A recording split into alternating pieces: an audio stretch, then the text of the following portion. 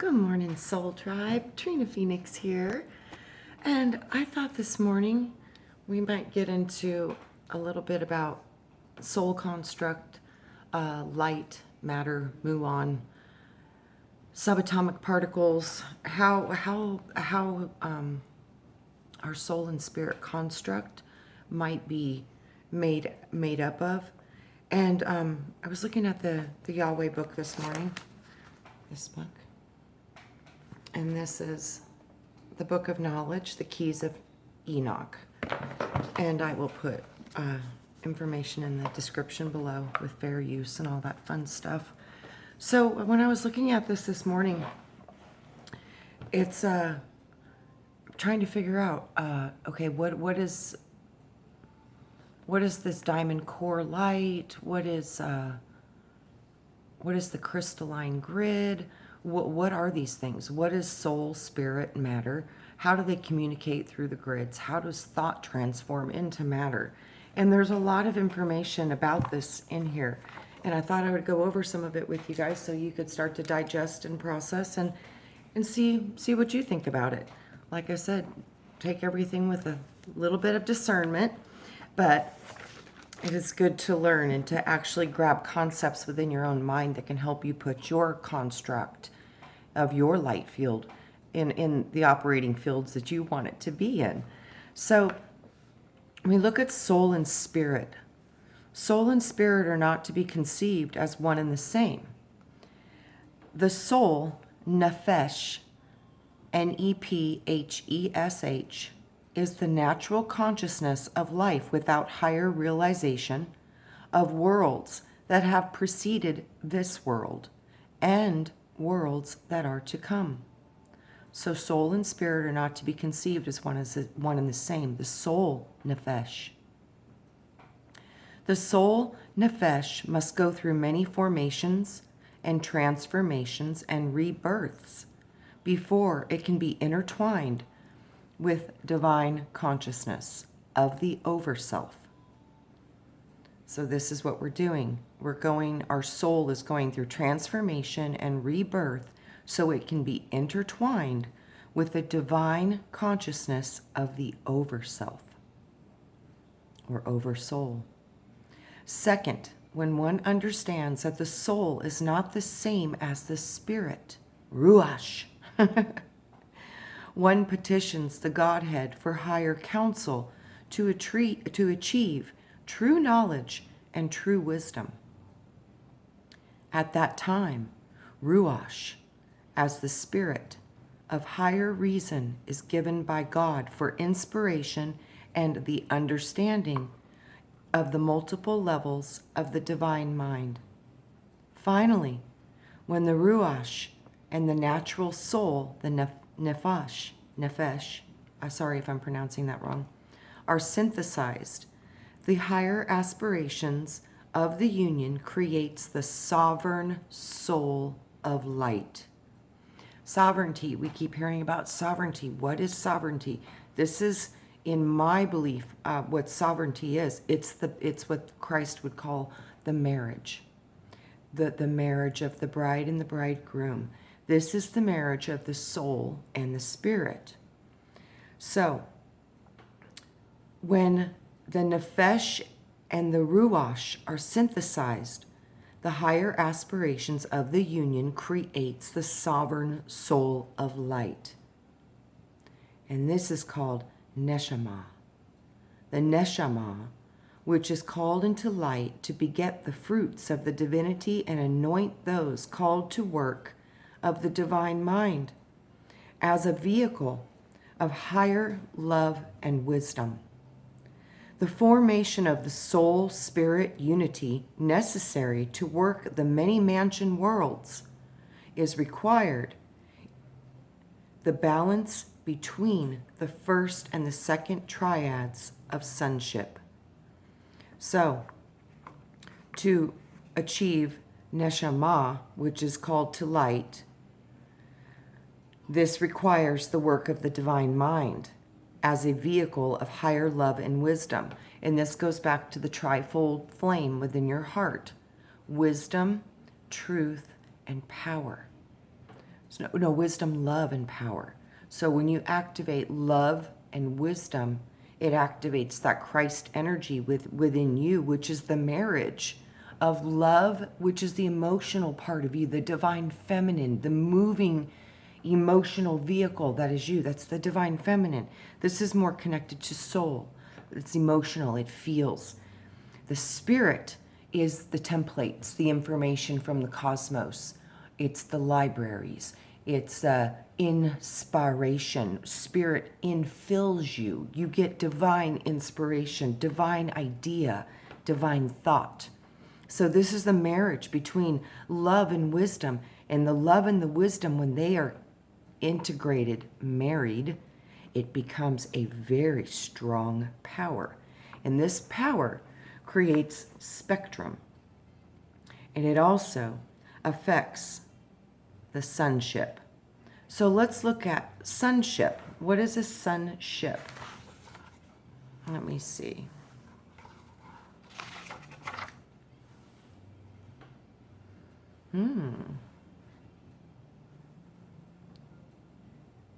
First and second triads of sonship.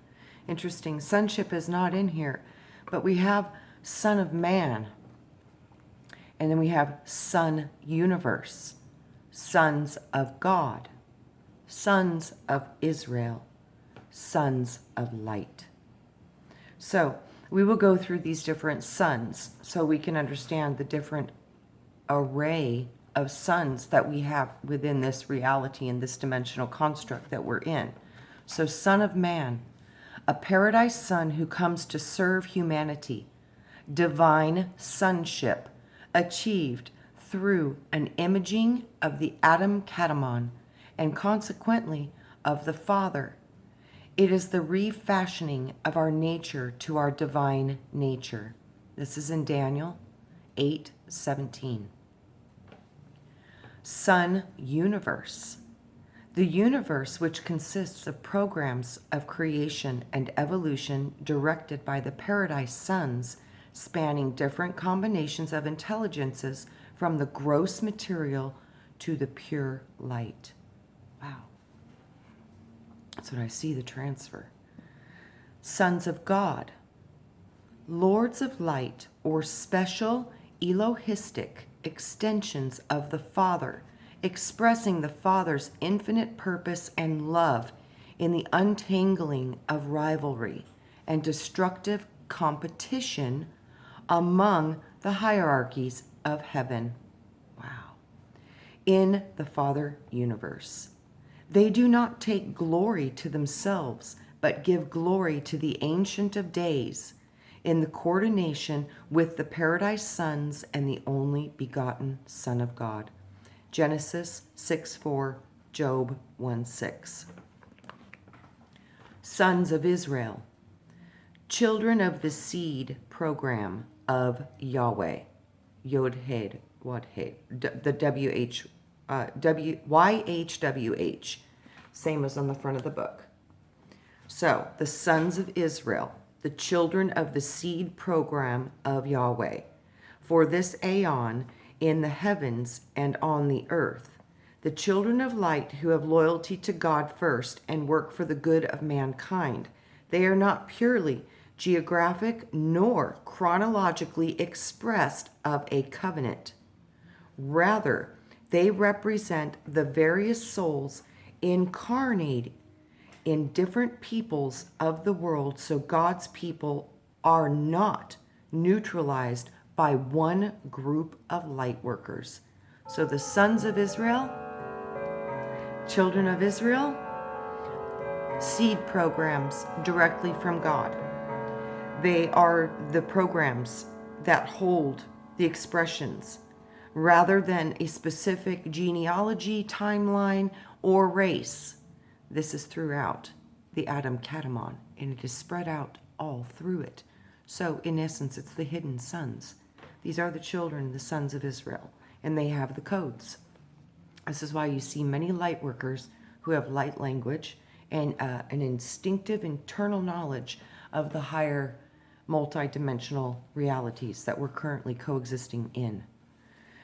So, then we go to sons of light. the garments of perfection as a foundation for enlightenment and virtue, imparting their strength and glory of the divine. They are manifest on planetary worlds at the beginning of programs and also at the end. They conclude the struggle between the powers of spiritual light and darkness. In the Eastern scriptures of light, they include, and then they list all of these deities. So if you guys want to screenshot that so you can keep that and look at it. I will try to say these words, and pardon me if I butcher them. Ratna Paramita, Dana Paramita, Sila Paramita, Kesanti Paramita, Viri Apamarita, Dhyana Paramarita, Prajana Paramita, Upaya Paramita, Prani Dahana Paramita, Bala Paramita, Jarana Jurna Na Paramita, and Varajaka Arma Paramita. Varakarma Paramita. I think that's the last one, the pronunciation. Like I said, those are tough guys. It says, their power is so great that they can bestow transcendence to their disciples in one birth, preventing a multiplicity of incarnations in material existence on planetary worlds. Wow. So the sons of light are garments of perfection as foundations for enlightenment and virtue. Imparting the strength and the glory of the divine, they are manifest on planetary worlds at the beginning and end of programs. Sons of light. This is what many of us are within the soul tribe. I think that we might be part of the sons of light. And then we go into the soul and the spirit, and that's when it explains the nefesh and the ruach, and then the neshama. Nishama. I think that's neshama. So which is the union. And then they show a graph of the union of those. And this is right there. Hopefully you can see that well. And that shows you the Trinity creating the higher aspect. So then we look a little bit at light. Spectra, spectrum, matter. And muon, wave combinations, which are used by the higher evolutions to materialize their thought forms. So I'll say that one more time. Spectra, spectrum, matter. And muon, waves, combinations, which are used by the higher evolutions to materialize their thought forms within the scientific and spiritual models that interpenetrate the physical dimension. The vehicles, which are energy manifestations, are called spectrum. Manifestations are called spectrum because they cross over a light spectrum and enter many coexisting universes. Then it says again, spectrum. In our present systems, an array of frequencies or wavelengths resulting from the dispersion of radiation, a quanta range in one of the myriad levels of light. That's spectrum. Spectrum vehicle. One form of the Merkaba, the vehicle that can go faster than the speed of light. Yes, because it travels through the speed of thought. And it crosses over the electromagnetic spectrum. Then it says Sphinx, the symbolic vehicle of light built in Egypt to symbolize the vehicle that can go through the solar spectrum. The vehicle has the face of a higher evolutionary intelligence, which is capable of riding the solar waves. The lion equals solar travel, the Lion of Judah, in stone as a witness of man's destiny into space. Spiritual Israel. According to Enoch, the encoding of the spiritual souls into the various nations of the world to prevent the neutralization of a divine program of Yahweh through one historic people by the powers of spiritual limitation. The sparks of the Torah, or given to the elect of every nation by the messengers of God, the people of light. Then it says, star membrane. The membrane is composed of metamatter and corrosive materials created by the vibratory spin from the outpouring of a star's light. Stralim, which is Stralim, which means radiations of light. The radiations of light observable in a bluish white and reddish white projections from the high frequency vehicle craft, and the spiritual form of the brotherhoods as they flash streaks of lightning from one end of the world to the other, shedding on all the sons of light in the physical form peace and blessings, resurrection and regenesis necessary for soul progression. Then, subatomic particles. The term is applied to all particles of less than atomic mass. The elementary particles proton, neutron, electron, positron, neutrino, meson, and photons, comma, alpha particles, deuterons, as well as the antineutron, wow, antian neutrino, and anti-proton, etc. According to the keys of Enoch, subnuclear family of particles, including upsilon, tau, and xeon, etc. Particles which define the immediate physical universe as a subset of the super electron universe of Metatron. Wow. So the super electron universe of Metatron. Super electron universe of Metatron. This term is applied to all particles or less than atomic mass, i.e., less than atomic mass. But then we have the antis. The anti-nuon, neutron, neutrino, antiproton, etc. The subnuclear family of particles including upsilon, tau, and xeon, etc. The particles which define the immediate physical universe as a subset.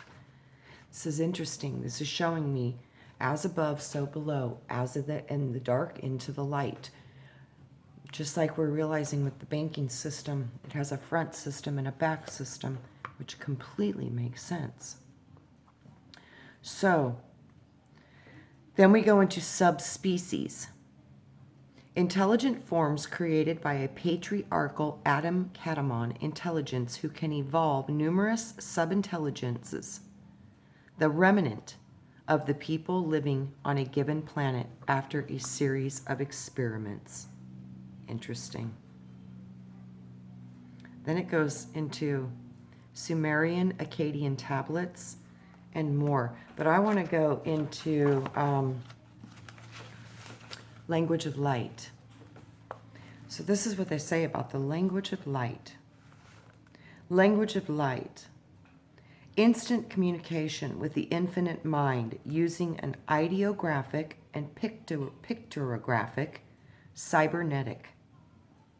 It is used by Elohim in conjunction with the Nartumid, eternal light, to create primordial aeons and mansion worlds, regions of growth.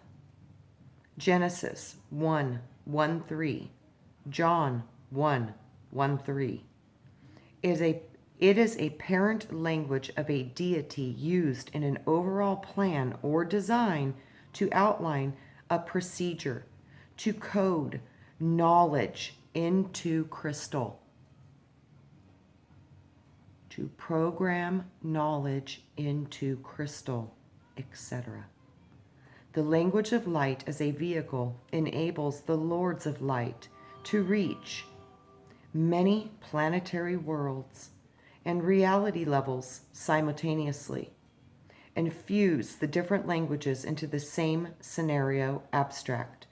This allows man to have communion with other planets of intelligence through their super holographic processors as God's Word.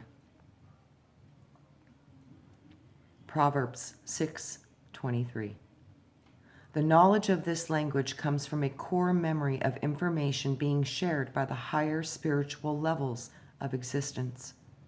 It allows man to read the records of the mysteries in the higher heavens. This is the language of light. Language of over-self instruction. The over-self body, as well as the brothers and masters working through the over-self, use direct and remote receptor mechanisms of language so that the consciousness is in control of the physiological processes of the body for instruction. Thus, the effects of the use of language of instruction includes development of subsensitivity to the neurotransmitter, decreased release of the androgenous neurotransmitter, the onset of an inhibitory or modulatory signal, and the activation of a precursor essential for the synthesis of spiritual and physical thought particles. Wow. Wow. So through the overself, we use and direct remote receptor mechanisms of language. This is the gift of the word, and this is how the eighth sphere is creating the physical body through the language. It codes matter. It codes matter.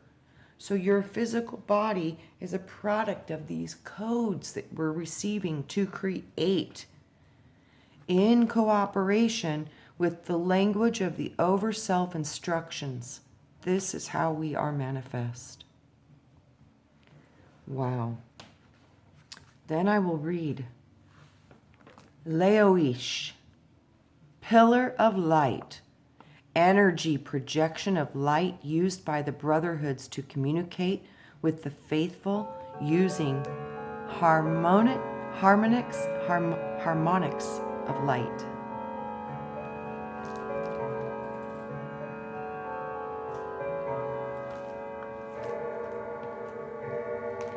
So, as the bells ring, I will read one more. Actually, we'll go into three more, and we'll read Leoesh. It's in the middle of it. Oh my gosh, there's so much good information in here. I may need to go ahead and shut this down right here and begin with the last days. Because after the last days, then we go into Leoish, legionship, liberation, life, light, light, light life, and local universe. Wow. Life light and light life are reversed. They mirror each other. Let's read that really quickly. And we'll go over it again when I give you the full. So life light, the encoding of knowledge for metamorphosis and unfolding from a life form into a light threshold of the Ein Sof. Incubation from the seeds of creation to the thresholds of light into the trees of life in the greater heights and depths of eternal light. That is life light. Then we go into light life. Light life is the encoding of knowledge for a metamorphosis and the unfoldment from the eternal life into a light envelope of form. That's what we are. We are light life right now. We are in an envelope of form.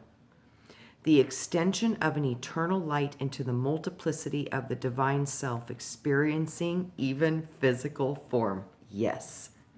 Wow. So, light life is when we're in form. And life light is the seeds of creation through the tree of light, which is the eternal light of ourself. Wow, that's profound. So, we will go into more soon. I hope you guys are enjoying this. And this is the definitions out of the Yahweh book. And I thought that we would go into some of this core foundational knowledge because I really do want to get into some of this book with you guys because the information is literally, it's profound. Profound. And I literally just opened up the book and I literally saw this. Because of the fallen angels, the Father has declared that no planetary society should take upon itself to cross-match species with another species or seed in an evolving planet. Therefore, cross-matching should only be done by the Lords of Light, who were reassigned cross-matching. This is genetics, modification, books of life. Cross-matching should not be done specifically here. So these genetic upgrades and these genetic things that are coming through the artificial constructs, beware. Beware. Because you're messing with the books of life. And they're not supposed to be cross-matched because they were infected in this realm through the fallen. The genetic codes were mingled when the angels took upon the daughters of men and took them upon themselves for wives, and the wives begot children. This is what we're dealing with, and this is what we're trying to correct. So, only when the chromosomes can go past the light time zone can they proceed to evolve into a higher body of light. Do not change that which you are, because if you do, you may have cross-matched. And if you cross-match while you're in here, you may be trapping your light into an envelope that you cannot get out of. And I keep hearing this. They are warning me over and over and over again. Be careful with this. So only when the chromosomes can go past the light time zone can they proceed or evolve into a higher body of light, the body of the Adam Katamon of creation. If an overself exists in the biological restructuring, can be allowed to bypass certain chromosomal stages, allowing a new physical creation to be directly placed into resonance with its overself. This is what we need to do right now. We have to merge our bodies, our light bodies, with our overself. So this is what we need to do. We need to bring the templates of the overself into this body, and it has to be done organically. It cannot be done any other way. This is accomplished through the spiral template grid, which is connected with the region of the 8th chakra. Yes. Bingo. Template. Bam. That's where it comes from. And used to model the new biological states through the eye of Horus, the activation of the third eye. Ooh.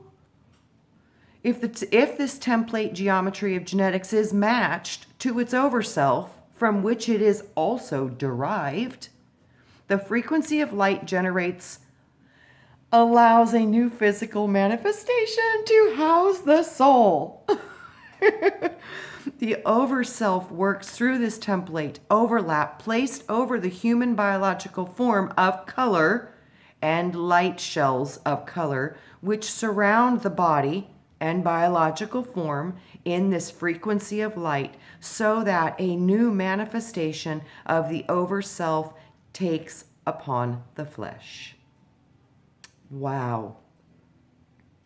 So, thus, the black and white pulsations are reversed, and the consciousness of this species is returned to its original image and the similitude intended for this race.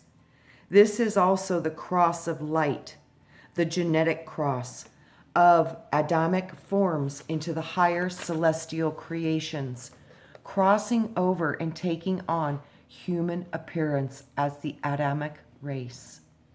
Through this cross-matching, the higher forms of intelligence, even the Hayos HaKodesh, the highest hierarchy of councils, are able to come down through this Adamic race literally into the body of chromosomes.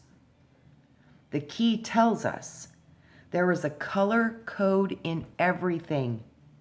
The lowest forms of matter, as well as the highest forms of matter, are on a valency of light radiation of light.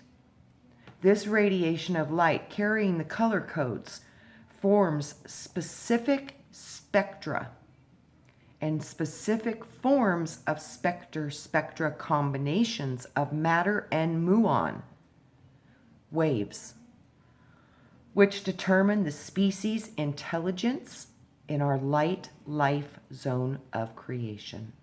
Our light life zone of creation. And our light life zone is when we're experiencing in physical form. We are in light life, and we return to life light. Wow. The truth is in the life, and the life is in the light. And the life light is where we come from, and we are existing now in light life. So we are light experiencing life instead of life creating light, because we are living consciousness. Consciousness cannot be destroyed. It can only be transmuted into something different. So I hope you guys enjoy this. So this information is so, it blows my mind, because we are so much more than we have been taught. This is so amazing. It talks about when people are coded into the seventh ray of light, they have the ability to participate in whatever dimensions of light uses that function. Yet it is necessarily to proceed to the eighth and the ninth color rays if they are to complete their soul's evolution as an embodiment of the covenant of light. For only their Zohar body of light can carry all 9 functions of the Logos Super Matikoi, the sperm colors in our local universe, to create out of the dust world creations, structures of many bodies robed in multicolored beams of light. For this reason, the Adamic seed came down from the 7th ray. In the 7th ray, the eon of light, the 7th day, and after all evolutions had tried to evolve, they came as the 7th threshold, the race to repair the generations and functions of the fallen evolutions already in process on the earth. This is the ray of the Great White Brotherhood. This is the ray of the Adonai Tezbaoth, the host which visits on the 7th level of light. Ironically, this is the 44th in this key. The 7th ray is used by the higher lords of light to combine the mathematical frequencies of color within sound ranges that are not audible to the human ear. These color sound ranges can move entire octaves of light. Measurement to function in the new mathematics of the 12 tones, the 24 tones, the 36 tones, and the 72 tones. This is the foundation on which man can receive the music of the spheres. The scale of musical function is a vibration, which functions in every vibration of light, in every pitch of music, on every factor of a diminishing chord structure, which draws together the music of the spheres and its corresponding color form into the right geometries, not of line nor of curves, but of floating light grids. I keep seeing integrate the new color. And a friend of mine by the name of Ralph, he actually invented in this reality, in this timeline, neon paint. And how he got the neon paint is a beautiful, magical story, because he literally was on his way back from Vegas, coming back to Arizona, and he picked up a hitchhiker. And this hitchhiker, they were both into science, so they started talking, and through their conversations, he was telling about this glowing paint that he had invented. And Ralph was like, I would love to see this. And he was like, but I work for GE, I'm under contract, and if I develop anything, GE is going to get it. And the guy was like, I can't do this. I don't care who does it. I really want this to get out to the world, and I want people to have this neon paint. And he says, just do me a favor. When you get the agreement for it from GE, he says, give half of it to my sister. He goes, I don't want it, but I want my sister to have it. And Ralph was like, okay. So he takes him to the shed on their property. He takes him to his house, which he claims is his house. And he says, it's in the back shed. Let's go to the back garage. So they drove the car in the back garage and they went out there, and he showed him how it was done. And he showed him the recipes, and he showed him the chemistry, and he gave it to him. And he says, now go develop it. And Ralph said, okay. So he left. And he went back and he developed this, and he brought back the check for the money to his sister, which was several $1,000s. It was a lot of money back then. And when he gave her the check, she said, when did my brother give you this? And Ralph was like, I think about 2 or 3 years ago. And she turned white because her brother had been deceased for 7 years. So neon paint was a gift from above, given to us, brought through one of my friends, who is now deceased and reigning in the higher realms. So thank you, Ralph, for everything you've done. But so these are part of the new colors that I see that we need to start to focus on. They're neon. And one of the most important I see is the plasma color purple. Neon, moving purple light. And it has like a pink indigo inside of it. So it's this violet indigo. These colors, purple. We need this violet, but imagine it neon, like the plasma bulbs. Like you touch them and they're purple. Imagine these colors. And I'm also being heard to integrate the neon turquoise.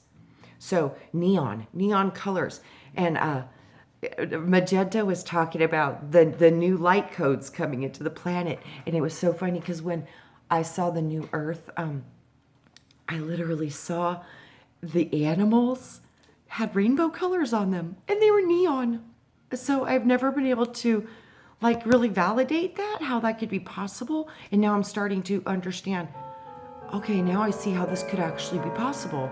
It's through the new light that we will bring in from the templates from our oversoul that we already have, and we will anchor them into our physical light bodies and our physical life light. And when we do this, it will express throughout. So, and this connects through the grids. And so when we can anchor this light in us, it connects to the grid because we are connected as one.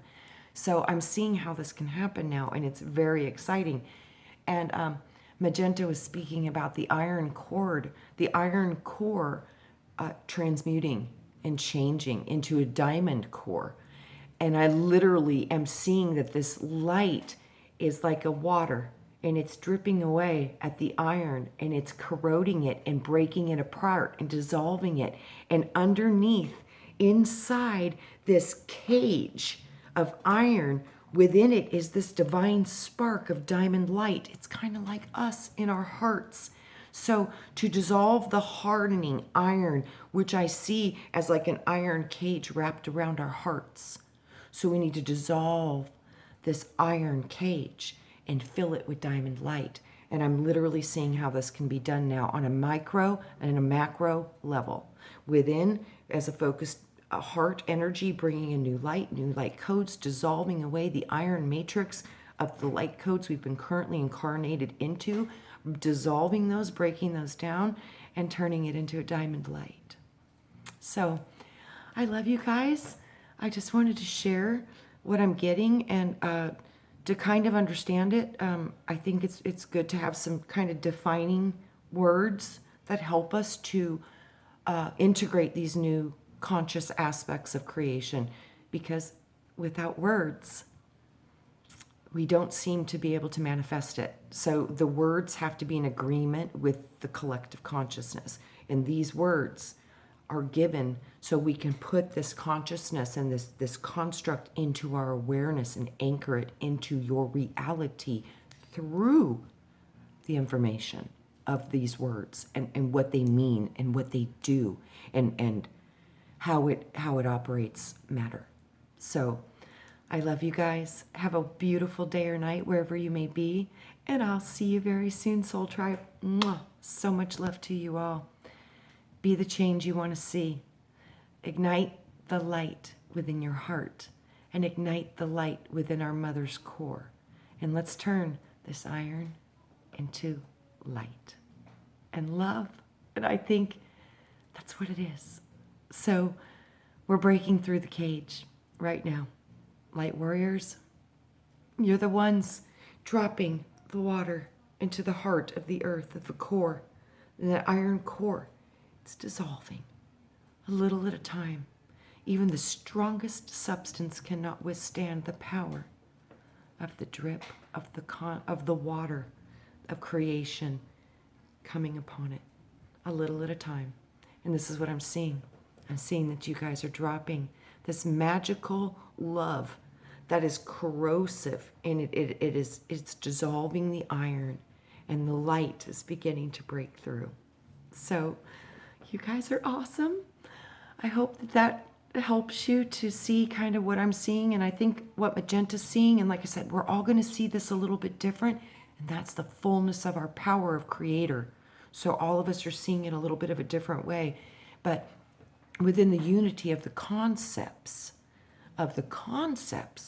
when we can come into alignment with this shared resonance of a desire and a wanting to see a diamond light, this common goal that we can come together, and the details just mess us up. So we want to not focus so much on details and more on just outcome. Outcome. See the animals expressing these rainbow colors, neon colors, beautiful, beyond our wildest imagination. This is what I was shown, and I was always wondering, how could this happen? And now I'm starting to see how it can happen. So dream a good dream. Imagine colors that you've never seen before manifesting here, now, because we are the ones to bring it in. We are the ones to capture the images and make them thought form and form through the form they manifest. Our thoughts form our reality.